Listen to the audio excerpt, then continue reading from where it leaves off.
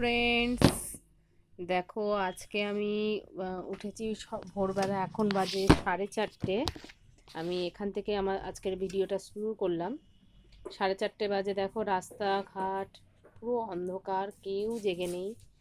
আমাকে উঠতে হয়েছে কারণ আমাকে এভরিডেই উঠতে হয়, কারণ তোমাদের দাদাভাই এবং পাপান সোনা একসাথে স্কুলে যায় একই টাইমে, 6:30টার সময় ওরা বেরোয়। তো ওদের টিফিন রান্নাবান্না আমাকে সমস্ত কিছু করে দিতে হয় 6:30টার মধ্যে। তো আমি এখন দেখো এখানে সবজিটা কেটে নিচ্ছি, ভাতটা বসিয়ে দিয়েছি, তোমাদের আমি দেখাবো, ওটা দেখাইনি আগে। ভাতটা বসিয়ে দিয়ে তারপরে ভিডিওটা স্টার্ট করেছি। তোমার দাদাভাই যেহেতু অফিসে ওদের নিরামিষ, মানে ওদের অফিসে মাছ মাংস ডিম অ্যালাউ নেই। তো দেখো আমি ওই কপিটা কেটে বসিয়েও দিয়েছি অলরেডি। তো সেহেতু আমি নিরামিষ রান্না করি। আর এখানে ভাত ফুটছে দেখো। তো ওকে নিরামিষটাই করে দেওয়ার চেষ্টা করি, কি দিই প্রতিদিন নিরামিষই কিছু আইটেম করে দিই, যতটা পারি, অত সকালবেলা যতটা সম্ভব হয় ততটাই আমি করে দেওয়ার চেষ্টা করি। এটা সেদ্ধটা বসিয়ে দিলাম বাঁধাকপিটা, আর এবার বাঁধাকপির আলুটা কেটে নেব, আর একটু বেগুন ভাজা করে দেবো। কারণ কালকে ডাল খাওয়া হয়েছে, তোমাদের দাদাভাই আজকে আর ডাল নেবে না। তো সেই জন্য একটু আলু কপির তরকারি করব আর বেগুন ভাজা করব। অ্যাকচুয়ালি আমার হাজবেন্ড আর আমার পাপান সোনার স্কুল টাইমিং হচ্ছে একই। তো আমি সেই সকালবেলা উঠে রান্না বান্না করে ওদেরকে ছেড়ে দিয়ে আসতে হয়। মন্ডেটা কি হয়, 2 দিন ছুটি থাকার পরে যখন স্কুল শুরু হয়, তো পাপান সোনা তো খুবই ইয়ে করে, উঠতেই চায় না একদম ঘুম থেকে, খুবই জ্বালাতন করে, কান্নাকাটি করে। তো সেই জন্য খুবই অসুবিধা হয়, তার মাঝখান থেকেও তুলতে হয়, কারণ ওর আজকে স্কুলে টেস্ট পরীক্ষা আছে। তো আর সত্যি কথা বলতে আমি স্কুলটা কামাই করা পছন্দ করি না একদম, কারণ আমার ওর তো বাড়িতে কোনো টিউশন নেই, ওকে কোনো টিউশন দিইনি। দেখো কথা বলতে বলতে আমার বেগুনটাও কাটা হয়ে গেছে। তো এখন আমি বেগুনটাও ধুয়ে ভাজতে বসিয়ে দেবো। তো যাই হোক, তো স্কুলটা কামাই করে না কারণ হচ্ছে ওর স্কুল থেকেই ও অনেকটা ক্যাপচার করতে পারে পড়াশুনো, কারণ ওর যেহেতু টিচার নেই, তো সুবিধা হয় ওখান থেকেই। তো এই জন্য আমি স্কুলটা কামাই করাতে চাই না খুব একটা, পছন্দও করি না খুব একটা স্কুল কামাই করা। তো তোমাদের সাথে কথা বলতে বলতে দেখো আমার বেগুনটা কাটা হয়ে গেছে, এবার ধুয়ে আমি বেগুনটা ভাজতে দিয়ে দেবো এক্ষুনি। আর ওইদিকে ভাতটাও অলরেডি হয়ে গেছে, ভাতটা নামিয়ে দেবো। আর আমি না কি করি বলো তো, বেগুনটাকে না নুন হলুদ মাখিয়ে রেখে দিই না, কড়াইতে তেল দিয়ে না, দেখো আমি করবো তোমরা দেখতে পাবে। কড়াইতে তেল দিয়ে না, তার মধ্যে নুন আর একটু হলুদ ছিটিয়ে দিয়ে তার মধ্যে আমি বেগুনগুলোকে ছেড়ে দিই। আমি আলাদা করে আর মাখিয়ে বসাই না, তো দেখি একই রকম হয়, স্বাদ আলাদা কিছু হয় না। তো সেই জন্য বেগুনটা কেটে নিয়েছি, এবার ভাজতে দিয়ে দেবো। দেখো তো ওইভাবেই আমি বেগুনটা রান্না করি, বেগুন ভাজাটা করি। তো এবার যেটা বলছিলাম, আর তোমাদের দাদাভাইয়ের অফিসটাও 4:30টার সময় দাদাভাই বেরোয়। তো যার জন্য কি হয়, তো ওদেরকে আমি একসাথে গিয়ে স্টেশনে ছেড়ে দিয়ে আসি। তা দুজনকে ছেড়ে দিই, তারপর আমি গাড়ি নিয়ে ব্যাক করে যাই, দুজনকে বাইকে করে নিয়ে গিয়ে ওদের ছেড়ে দিয়ে তারপর আমি ব্যাক করে যাই।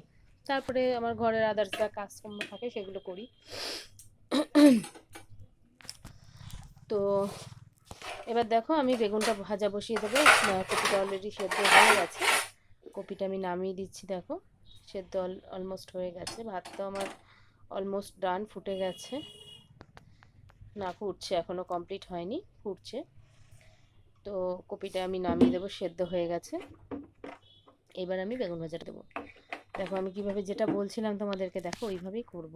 কড়াইতে তেল দিয়ে তারপরে একটু নুন হলুদ দিয়ে তারপর বেগুনগুলো ছেড়ে দেবো। তো এইভাবেই করব, অনেক সময় একটু ঢাকা দিয়ে দিই, আর না হলে একটু আঁচটা বাড়িয়ে দিলে তেলটা অ্যাবজর্ব করে না বেগুনটার মধ্যে।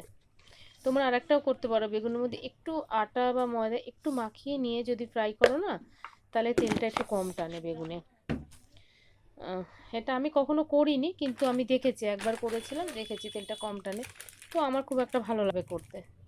তো আমি এইভাবেই করি, কড়াইয়ের মধ্যে একটু তেল দেওয়ার পরে একটু হলুদ একটু নুন দিয়ে একবারে বেগুনগুলোকে ছেড়ে দিই, তারপরে একটু কড়া করে ভেজে নামিয়ে নিই। ব্যাস। এই দেখো নুন দিয়ে দিলাম, একটু হলুদ দিয়ে দেবো,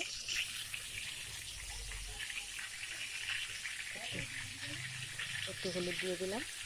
দেখো আমি বেগুনগুলোকে ছেড়ে দেবো কড়াইয়ের মধ্যে। আমি কড়াইয়ের মধ্যে বেগুনগুলো ছেড়ে দিলাম। দেখো ঠিক আছে।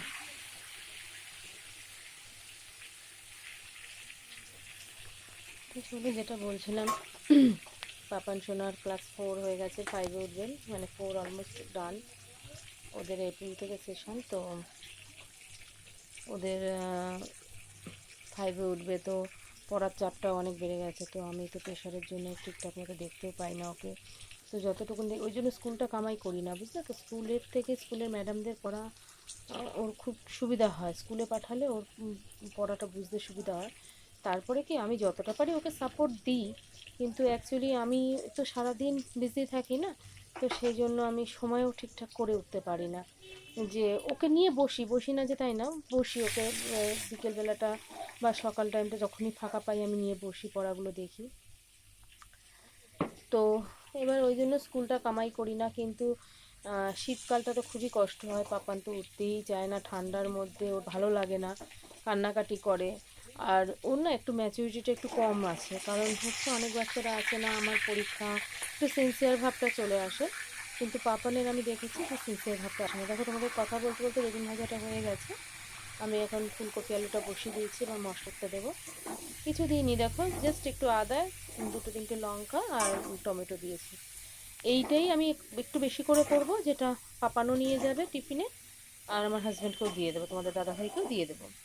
এই ফুলকপিটা আলুর তরকারিটা একটু বেশি করে করব, যাতে একবারে হয়ে যায়, সকালে টিফিনটাই সবার হয়ে যায়, আর পাপানকেও এটা দিয়ে টিফিন দিয়ে দেবো।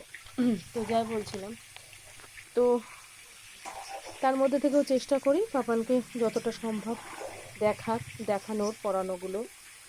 এবার সমস্যাটা যেটা হয়ে যাচ্ছে, এখন মানে ওর উঁচু ক্লাস হয়ে যাচ্ছে, তো তো আমার আমার পড়ানোর সাথে ওর বোঝাটা একটু মানে ডিফিকাল্ট হয়ে যাচ্ছে। ও একটু ওর ম্যাডামদের মতো করে বুঝতে চাইছে, তো সেই জন্য আমি ভাবছি যে ক্লাস 5 থেকে হয়তো টিচার দিয়ে দিলেই বেটার হবে। কারণ উঁচু ক্লাস হচ্ছে, আর আমিও সেইভাবে সারাদিনে সময় পাই না, সত্যি কথা বলতে। ওকে পড়াতে বসবো, তো আগে আমি নিজে একটু প্রিপেয়ার হবো, তারপরে তো ওকে পড়াতে হবে, উঁচু ক্লাস হয়ে গেছে। তো ছোটোর থেকে দিইনি বলে না, সত্যি কথা বলতে আমার ছাড়তেও ইচ্ছা করে না, যে কারোর হাতে কেমন পড়াবে বা ও কতটা নিতে পারবে, এইসব চিন্তা ভাবনা করে। কিন্তু একটা টাইমে ছাড়তে হবে, সেটাও আমি জানি। তো কিন্তু এখনও পর্যন্ত আমি ছাড়িনি। দেখো কথা বলতে বলতে তোমাদের আজকে বলিনি আমি, আজকে আমি একটু দাঁতের ডাক্তারের কাছে এসেছি। আমি এই যে লাইনে আছি, লাইনে বসেছি, প্রচুর লাইন পড়েছে। 9টার মধ্যে আমি চলে এসেছি ওদেরকে ছেড়ে দিয়ে। তারপরে এই দাঁতের সোদপুরে গুরু নানক কলেজ ডেন্টাল হাসপাতাল, ওখানে এসেছি। তো ওখানে যেহেতু ভিডিও অ্যালাউ নেই, তো আমি আর করতে পারিনি। তারপরে এই যে আমি বেরোচ্ছি এখন। দেখো যদি তোমাদের কোনো দাঁতের সমস্যা হয় এখানে দেখাতে পারো, খুবই সুন্দর ব্যবস্থা। আমি আজকে ফার্স্ট টাইম গেলাম, কিন্তু আমি স্যাটিসফাই। ওদের চিকিৎসা ব্যবস্থা খুবই ভালো। আর তো মানে নতুন আসলে আপনার কোনো প্রবলেম হবে না, আপনাকে ওরা গাইড করে দেবে, মানে স্টেপ বাই স্টেপ আপনাকে গাইড করে দেবে, কোনটার পরে কোনটা করতে হবে, কী করতে হবে, আপনাকে গাইড করে দেবে। সুন্দর ব্যবস্থা। এবং এখানে গুরু নানক কলেজটা ওই সাইডে দেখতে পাচ্ছেন, ওই যে সাদা রঙের বিল্ডিংটা দেখা যাচ্ছে, ওটা হচ্ছে গুরু নানক কলেজ। বিশাল বড় এরিয়া নিয়ে জায়গাটা। এখন লাঞ্চ ব্রেক চলছে, সমস্ত স্টুডেন্টরা মাঠে বসে খাচ্ছে, এবং এদিকে ডক্টররা ক্যান্টিনে খাচ্ছে। তো আমি এবার বেরিয়ে যাচ্ছি। তোমাদের ঢোকার সময় তোমাদের গুরু নানক কলেজের নামটা দেখাতে ভুলে গেছি, আমি ওটা ভিডিও করতে ভুলে গেছি। তো আমি যাওয়ার সময় যতটা সম্ভব আমি দেখিয়ে দেবো। তো যদি তোমরা কেউ আসতে চাও আমাকে কমেন্ট করো, আমি বলে দেবো কীভাবে আসতে হবে। সোদপুর স্টেশন থেকে একদম কাছে। যদি তোমরা কেউ আসতে চাও, তোমাদের দাঁতের কোনো সমস্যা থাকলে আসতে চাও, তুমি এখানে ইজিলি দেখাতে পারো, খুবই সুবিধা। মাত্র 10 টাকা দিয়ে টিকিট করতে হয়। আর সামান্য কিছু, মানে যদি আপনার সেরকম কোনো প্রবলেম থাকে সামান্য কিছু খরচা লাগে, আদার্স কোনো এক্সট্রা চার্জ লাগে না। তো টিকিট করে তারপর ওরা স্টেপ বাই স্টেপ ওরাই গাইড করে দেয় আপনাকে, কীভাবে কোথা দিয়ে কীভাবে কী করতে হবে, ওরাই গাইড করে দেয়। তো এবার দেখুন এই যে বিশাল বড় এরিয়া, এখানে বড় মাঠ, খুব সুন্দর। আমি ফার্স্ট টাইম গেলাম, তো আমার তো খুবই ভালো লেগেছে, এবং এখানে যত ডাক্তাররা আছে আছে তাদের কথাবার্তাও খুব ভালো লেগেছে। আমার মনে হয়নি কোনো সময়ও একবারও মনে হয়নি যে আমি এখানে ফার্স্ট টাইম আজকে গেছি। তো যাই হোক, আমি সাইকেল নিয়ে গেছিলাম, যেহেতু লাইনটার ওপারে গাড়ি অনেকটা ঘুরিয়ে নিয়ে যেতে হবে, তো লাইনটা ক্রস করে যেতে হবে, সাবওয়েতে আমি সাইকেলটা নিয়ে গেছিলাম আজকে। এখন দেখ আমি এখান থেকে পার্কিং থেকে সাইকেলটা নিয়ে নেব, গাড়িটা নিয়ে যাইনি, কারণ হচ্ছে এই যে সাইকেলটা আমি এখন নিয়ে নিচ্ছি, নিয়ে বেরিয়ে যাব। এই যে এবার সাইকেলটা নিয়ে বেরিয়ে যাচ্ছি। ওইদিকে যত বড় বড় বিল্ডিং দেখলেন, ওগুলো সবই কিন্তু কলেজের, JIS মনে হয় ওদের কলেজের, মানে গুরু নানক কলেজ, ওটা আলাদা। আর এদিকে ডেন্টালটা, এটা আলাদা। এই বেরোনোর গেটটা, এই বেরোনোর গেট দিয়ে আমি বেরিয়ে যাচ্ছি, মানে এটাই ঢোকার গেট, এটাই বেরোনোর গেট। আর যেটা আপনার কলেজ সেটা ফ্রন্টে ওই দিকটাতে আছে, ওদিকের গেট দিয়ে স্টুডেন্ট ছাড়া আদার্স লোক অ্যালাউ করে না। আর এই গেটটা দিয়ে শুধুমাত্র ডেন্টালের জন্য যারা আসবে তারাই এই গেটটা দিয়ে ঢুকবে। আমি দেখাচ্ছি, তারও দেখুন সামনে গেটটা আছে, আমি এখানে সাইকেল চালিয়ে যাচ্ছি। তো ওই গেটটা দিয়ে বেরিয়ে জাস্ট করে এই যে কলেজটা, এই যে দেখতে পাচ্ছেন হোয়াইট কালারের যেটা রয়েছে, এটা হচ্ছে কলেজটা। তো এইটা হচ্ছে মানে কলেজ। আর এটা ওই সাইডটাতেই, যে দিকটাতে আপনাদের দেখালাম, ওই সাইডটাতে হচ্ছে দাঁতের চিকিৎসা হয়। দেখুন এই যে এখন বেরোনোর সময় আমি এই যে গেটটা দেখুন, এই যে গুরু নানক কলেজ, এইটা হচ্ছে স্টুডেন্টদের ঢোকার জন্য। এই যে ক্রস করে গেলাম, এটা হচ্ছে স্টুডেন্টদের ঢোকার জন্য। তো ওখান থেকে চলে এলাম, দুপুরে আসার পরে বাড়িতে এসে স্নান খাওয়া দাওয়া করে এই ছোট্ট বাচ্চাটাকে আমি পড়াই, টিউশন পড়াই। ও ইংলিশ মিডিয়ামে পড়ে, ওকে পড়াই। তো পড়তে চলে এসছে, পাপানকেও খাইয়ে দাইয়ে ঘুম পাড়িয়ে দিয়েছি, কারণ অনেক বেলা হয়ে গেছিলো। ওকে পড়াচ্ছি এখন, ওকে পড়াতে পড়াতে আমিও খাওয়া দাওয়াটা সেরে নিয়েছি, খাওয়া দাওয়া করে নিয়েছি। এবার ওকে পড়ানো কমপ্লিট হয়ে গেছে। এবার আমি এই যে দেখো, এই যে আমি এবার